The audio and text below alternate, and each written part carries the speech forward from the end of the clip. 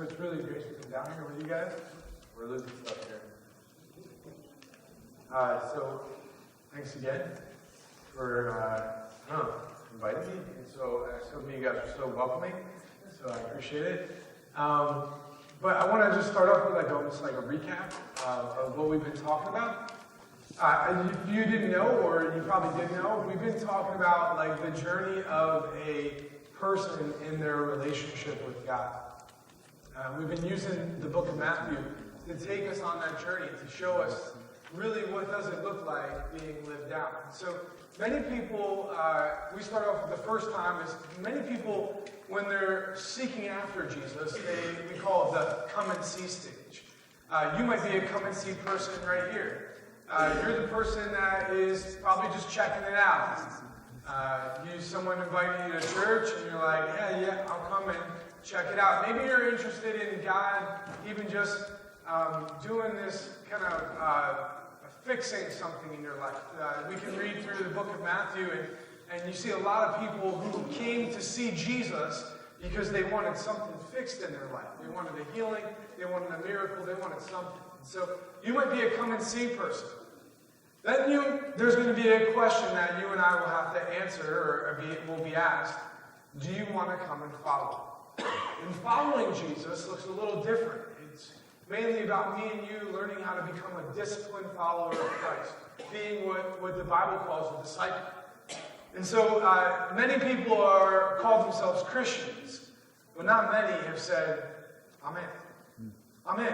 I'm 100% in, Jesus. I am yours. I am leaving whatever it is back there behind me, and I'm following you. And so that is what we call the come and follow stage.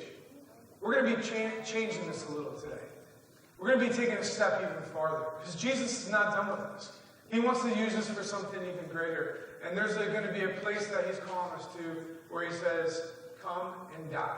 And that's where we're at today. We're going to see this transition from becoming a follower of Jesus to be someone that says, I'm willing to come and die for Jesus. I want to just kind of recap in Matthew chapter 9, verse 36.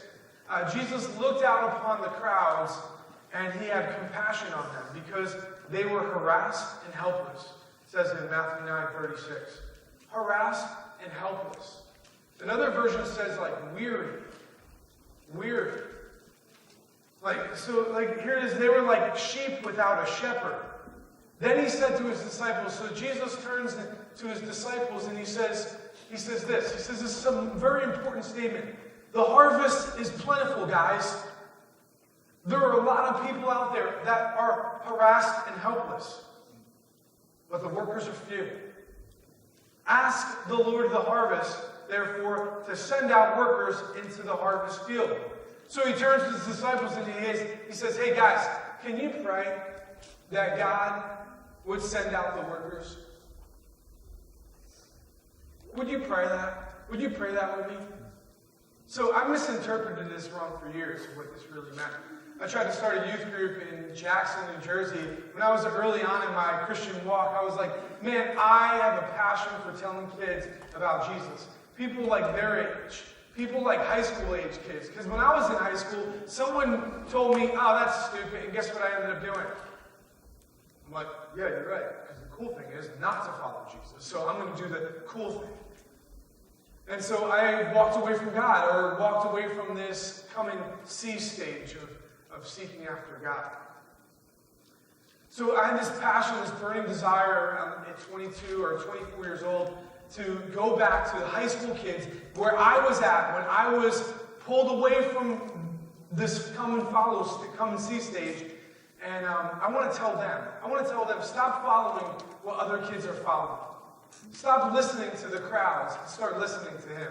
I had this passion to do that in my heart. And so what I was like, I had this desire to go back to my old high school, my old stomping grounds in Jackson, New Jersey. And I said, you know what? This is a simple, Pastor Bob, I don't need you to teach me no more how to do youth group. I'm 24 years old. I'm wise enough. I got this. I really do. I got this. And so I took on the whole method of, you build it, it will come. And so I said, if we just show up in the high school, If we just do youth group in the high school, the kids will start telling other kids, and they'll come. They'll come out. Well, I remember sitting there one time, and after weeks or maybe even months of sitting there in the gymnasium trying to do youth group, and I had only 4 kids coming out, I was like, what's going on? Like, what is happening? Am I doing this wrong? And so I read this verse in a devotional that day, and I remember sitting on the bench reading it and going, I don't get this. The harvest is plentiful, the workers are few. And guess how I said, woe is me, I'm one of the few. I feel like God was really saying this to his disciples. What he was trying to say is this, guys, there are lost people out there. There are so many people going to hell. Do you guys know that? There are so many people that don't know the truth, the real truth. The truth that God loved them so much that he was willing to leave glory, leave heaven, and come down to earth and put on this stuff, this flesh that me and you walk around in. He loved them so much that he wanted to reestablish a relationship that was set back, a relationship that he had with man back from the garden. A relationship that was like you could sit next to somebody and walk and talk with them. Close, intimate relationship. God wanted to reestablish that. Why? Because he loved us so much. So this is what he did. He died on the cross for your sin. For my sin. For the world's sin. We have a job to do. The harvest, there's a lot of people out there that are helpless and hopeless and they're going to hell. The workers are few. Will you be a worker? Will you be a worker? I thought I was just going to have to do youth group, a program, and people were going to come. I didn't know I had to actually go tell them. I didn't know I had to walk out the door of that gymnasium and maybe into the streets and into the corners and to Quick Checks and the Wawas and all these other places to tell them about this love of God. What Jesus was trying to do here was saying, guys, do you see this? Do you understand why? Do you understand why I am doing what I'm doing? And I guess I just want to ask you guys this question. Do you know why you are here today? Are you showing up to the program? Or do you really believe in what God has done and that he wants to reach a lost world? Because if that were true, if you believe that God wants to reach a lost world for him, he wants to reach those people who are helpless and harassed, those people who are weary and burdened, those people who are walking around like sheep without a shepherd, guess what you would do? You would stop telling people to go to hell. Because every single day, you and I want to tell you, this has happened to me just earlier this week. I'm walking out of my apartment building and I'm sitting there going, I haven't walked by these people for 2 years.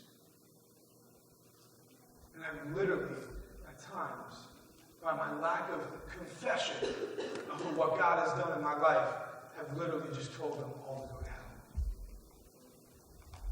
Jesus, in chapter 9, he's basically asking the guys, do you understand why? Do you understand why we do church? Do you understand why I'm out there in the streets? Do you understand why I'm healing people? Do you understand why I'm reaching out to people? Do you understand why? If you do that, then be a worker. Be a worker. And that's what he talks about in Matthew 10. Verse 1, Matthew 10. Jesus called his 12 disciples to him and gave them authority to drive out impure spirits and to heal every disease and sickness. These are the names of the 12. Keyword, apostles. I'm not going to go through all the names, but a key word here is apostles. They went from being, a follower to being a apostle, meaning sent one. Sent one. Now it's like, you guys go. Here's a really simple truth. Jesus was Son of Man. He's also Son of God, but he's Son of Man, walking around in this flesh. How many places could Jesus be at one time? One place. He was sending out 12. Just in the same way he's sending out us. I thought that was beautiful. And know what they did? They were moved by what moved him, what we've been talking about, and as a result, guess what they did? They went. Now, I think the big question for most of us is, or some things that we can stumble over is, I don't want to go, Pastor Joe, I'm not going to go, because I don't know what to say to people. I don't know how to do this. This is kind of weird to me. I'm just not going to walk up to someone and go, hey, man, do you know Jesus? Like, you're not going to do that. That might just be kind of weird. You just like totally have someone walk away going, that guy was a loony. And I knew those people were loonies. Many of us don't even walk across the street because we're afraid of what questions may come our way. Maybe you struggle with your own faith. Maybe that's the reason why. And you got your own junk to deal with. And you don't want to get into other people's junk, because then they have to talk to you. You have to talk to them, and now it's all of a sudden gets all weird. Here's the thing. God has called you to wherever you're at for such a time as this to reach the people in your family, that are in your job, your occupation, to reach the people that whatever you like doing, maybe snowboarding like me, maybe, I don't know what else I like doing. I like church a lot. I like hanging out with you guys. But I love hanging out with the kids at school, just talking to them. We're trying to reach them for Christ. But are we doing that? Are we looking into these places that God has positioned us to possibly tell one person that's on their way to hell and help them find this beautiful, beautiful, beautiful Christ that loves them so very much? I think the big question for the disciples would have been like this: what do I do? Okay, I get the why. People are going to hell. There are people walking by me every single day. You might even want to be one of those people. People are going to hell every single day because of this lack of knowledge or lack of relationship with the living God. What can we do? What do I do? What do we actually say? I really believe that chapter 10 is a simple story. Jesus outlines what to do for us. We kind of miss it in the big story of it, all the verses of it. But I want to simplify it for us down to 4 points today. And we're going to take a look at the first one in verse 5. Matthew chapter 10, verse 5. These 12 Jesus sent out with the following instructions. Now, stop right there. Don't worry about what he says next. Jesus sent them out. So the 12 were sent out. The 12 were what? They were willing. They were willing participants in whatever God wanted to do in their life. They were willing. They said, I don't know where I'm going. I don't know how I'm going to do this, but I am a person that has been following Jesus, and I am a willing participant in your story. The difficult question is many of us are just not even willing. I'll come check the box and went to church, but I'm not going across the street. They were willing to go. Second thing, what did they do? They preached. Now, nobody's telling you to stand up in front of a bunch of people like this and start preaching. This can be intimidating. I get nervous every time. Nobody's even telling you to start preaching in front of on a street corner and with signs and all that other kind of stuff. I look at preaching more of like how Jesus is saying to share with somebody. Share this. The kingdom is here. And it's the opportunity to have it is a relationship with the living God. Preach. Your preaching and my preaching, or our sharing and my sharing, should be backed with something, some substance behind it, some believing in the miracle. Believing that God wants to do an absolutely new thing in someone's life. I had this guy when I was 21, and he reached out to me. His name was Keith, and he was a great guy. And he reached out to me because a guy that was trying to share the gospel with me back when I was younger, when I was in high school, didn't have contact with me anymore. And this guy Keith reached out to me. And why? Because Pastor Bob was planning a church in my town, in Jackson. And so Keith reached out to me and he said, hey, I was thinking we just go get lunch. And I had lunch with this guy. And he told me all about Jesus. And then I walked away going, he is absolutely out of his mind. I'm never having lunch with this guy ever again. But then you know what? I was a 20-year-old college student who was absolutely broke. And he said, hey, you want to go get lunch again? Well, maybe breakfast. We'll get breakfast. I'm like, all right, maybe he's not going to talk as much about Jesus as not going to breakfast. So I go to breakfast with the guy. And I just started noticing something. His actions, his preaching, was done through the way he treated me, the way he treated the waitress, the way he treated the people at the place. I saw something different in this man.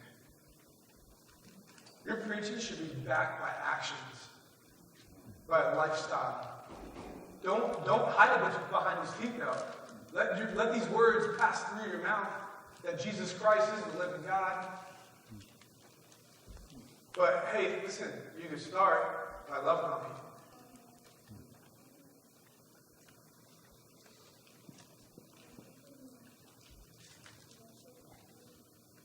Verse 2, preach. 3, you need to trust. In verse 9 it says, Jesus said, do not get any gold or silver or copper to take with you in your belts. No bag for the journey, or extra shirt, or sandals, or a staff. For the worker is worthless keep. So the worker is worthless keep. I think about that. Don't get any gold or silver or copper. Trusting God in His provisions for your life is an essential piece to living out this Christian journey.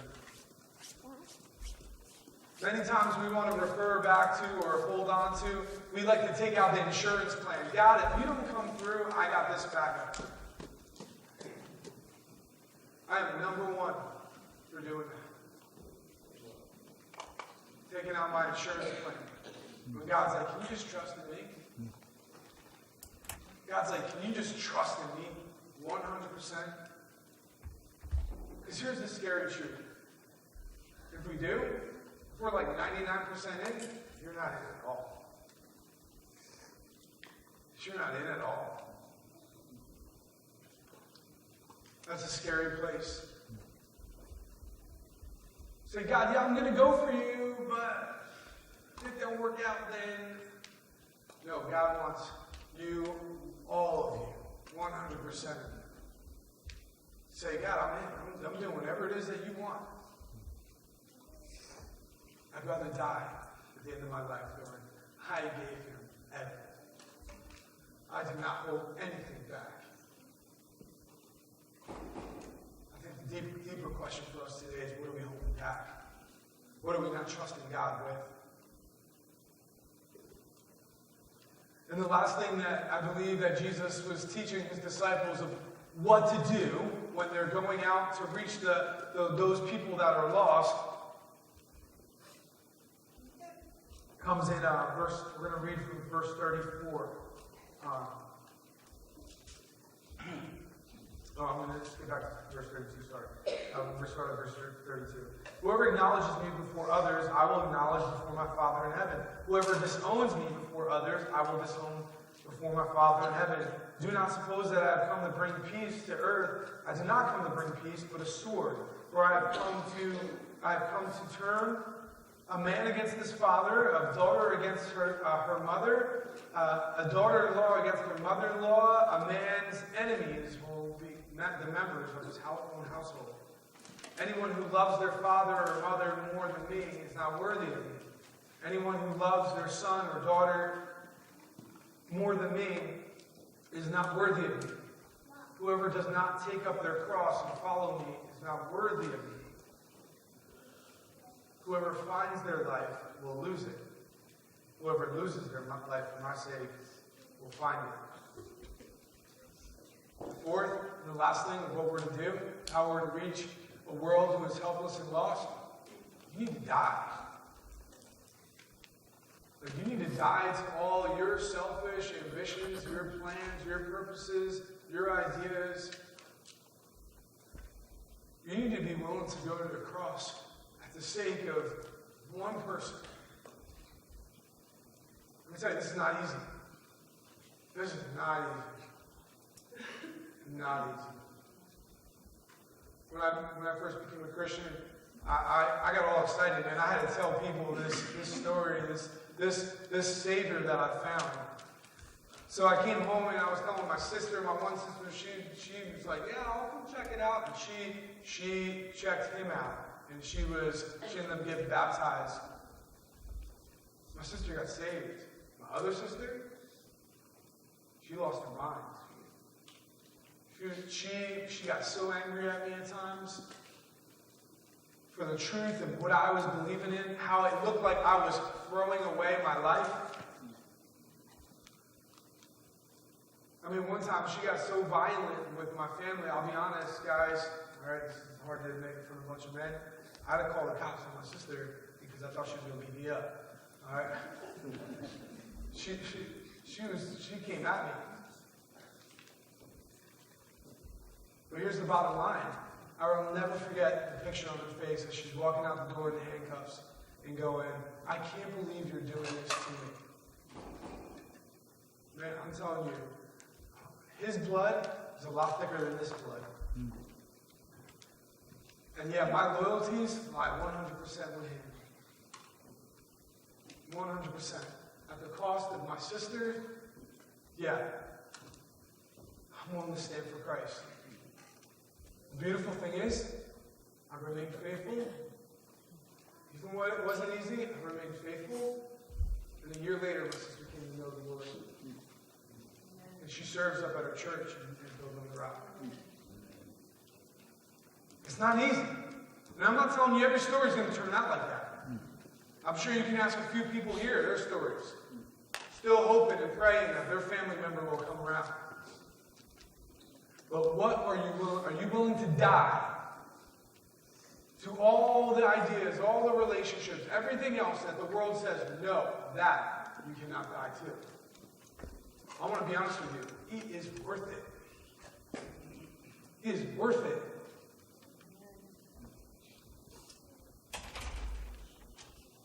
I want to just end with a story with you of a girl from my school. And then we'll share a song with you. Why did the disciples end up going? Because there was lost sheep. They were willing to abandon their lifestyle. They were willing to abandon their life because they were worth it. The people were worth it. A guy reached out to me. His name was Keith. And I'm trying to reach out to someone right now. See number 5 up there? Her name is Michaela. She's in my class. I don't know her story. I realized after a few weeks of being in my class, Michaela, she wasn't doing some of the work, so I just talked to the coach who's standing next to her. She has a difficult time. I'm a school teacher, by the way. And she has a difficult time in school. She doesn't have the influence at home that she needs. Michaela lives in the basement with her grandma. Because she don't know where her mom and dad is. So here she is. She lives in the basement with grandma. Really difficult situation. And Michaela was sitting basically sits next to my desk, and I got to learn how to have a conversation with Michaela. They also call her Tweety. She's got a nickname, so I would just call her Tweety by her nickname. Rebecca Smith, you know Darren and Kelly, their daughter is starting a Bible study in our school. It's really neat. She's trying to reach kids for Jesus in her school, no matter what the cost is. Michaela has been now lingering after school, kind of hanging out, maybe waiting to kind of maybe hopefully pop in to what we call the huddle, which is our Bible study. So just this past week, I had candy in my desk, and I ran out of candy. Kids love candy. Everyone loves candy. So I ran out of candy, and Michaela's like, Mr. Sartelli, come on, where's my candy? I'm like, Michaela, for you, I'll get you candy.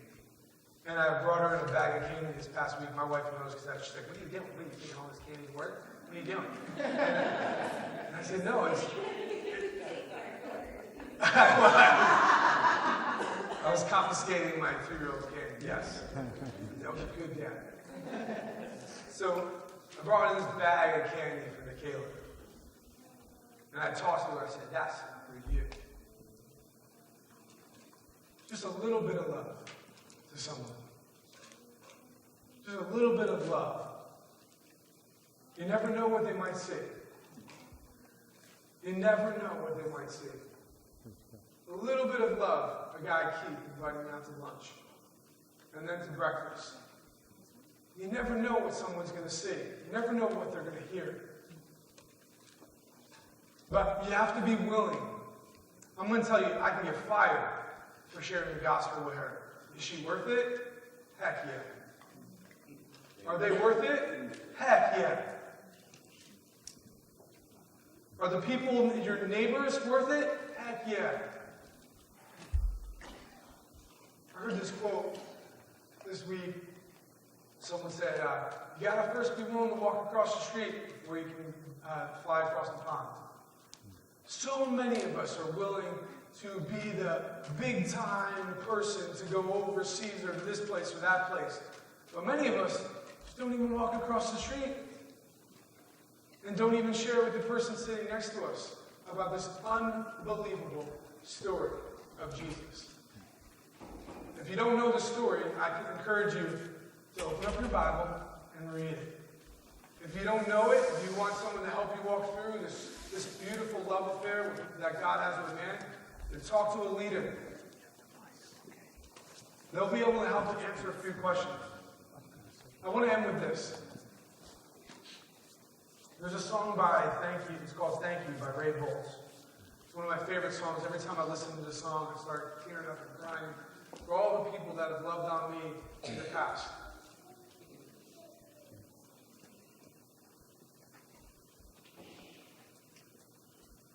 I dreamed I went to heaven. You were there with me. We walked along the streets of gold, beside the crystal city. We heard the angels singing. Then someone called your name. You turned and saw a young man. He was smiling as he came. He said, friend, you may not know me. But then he said, but wait. You used to teach my Sunday school when I was only 8. Every week you would say a prayer before the class would start. One morning, when you said that prayer, I asked Jesus in my heart, thank you for giving to the Lord.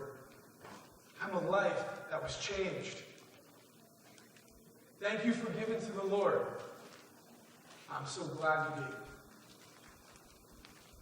Then another man stood before you and said, remember the time a missionary came to your church. His pictures made you cry. You didn't have much money, but you gave it anyway. Jesus took the gift you gave, and that's why I'm here today. Thank you for giving to the Lord and a life that was changed. Thank you for giving to the Lord. I am so glad you What is challenge with us with this week? Go. And love. And give. No matter what the cost. Because they matter. Someone gave to you. He gave to us. So please, let's go give to them, amen? Lord, thank you for the examples in my life. I thank you for the Pastor Bobs, the Valerie's. Thank you for the Keats and the Harrys. I thank you for those that reached out to me when everything seemed so lost in my world, so confused, and so helpless and hopeless. God, there are so many people out there in the world. They might have smiles on their face. But like I asked one gentleman this past 2 weeks ago, I asked him, do you know where you're going? Do you know where you're going after this life? Most are lost, and they'll say simply exactly what this man said. Nope. I sure just hope I'm going somewhere good.